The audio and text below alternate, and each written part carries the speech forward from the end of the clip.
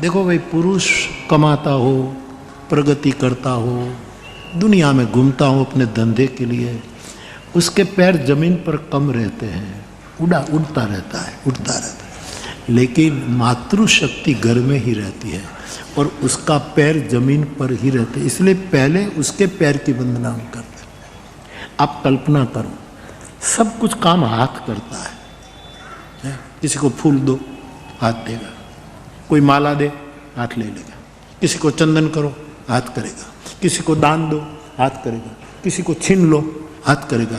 किसी को गले लगाओ, हाथ करेगा। किसी को थप्पड़ मारो, हाथ, सब काम हाथ ही करेगा।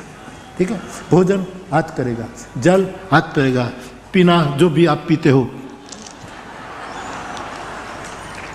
हाथ करेगा, सब हाथ। रोटी का आटा कौन मिलेगा, हाथ करेगा। रोटी बनाएगा कौन, हाथ बनाएगा। सेकेगा कौन, हाथ सेकेगा। उसको उलट सुलट कौन करेगा, आदमी का हाथ ही करेगा। ये सब हाथ काम करता है, लेकिन पूजे जाते हैं पैर। ये क्या मामला है? कोई हाथ में पगे लागे, लाओ तुम्हारा हाथ जरा पगे लागी लो। कोई हाथ को नहीं, पैर कोई हाथ को नहीं करता है। ठीक है, सब पैर ही चरण को ही पकड़ते। पग ने कुछ नहीं किया, रोटी मली, रोटी बनाई, पग ने नको, पैर कुछ नहीं किया। सब कर्म का, जो कर्म का केंद्र बिंदु है वो तो हाथ है।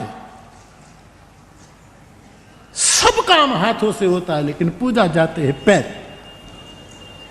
एक बार हाथों ने पैर को पूछा कि भाई माजरा क्या है, टूट मैं जाता हूं और पूजा तू ले जाता है। पूजा तब कहा कि एक है, तुम हवा में घूमते रहते हो, मैं जमीन पर रहता हूं।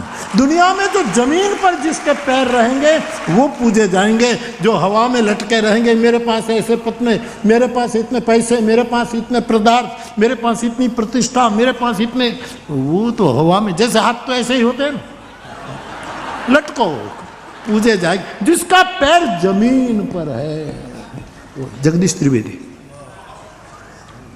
पहले सुना था, लेकिन जगदीश भाई ने इस ढंग से अच्छा कहा था तो मुझे बहुत रस पड़ा। मैंने कहा भैया आपने पहले तो सुनी थी ये बात कि हाथ हवा में लटकते, जो हवा में लटकते होंगे वो पूजे नहीं जाएंगे, जो इसके जमीन पर पैर होंगे वो ही पूजे।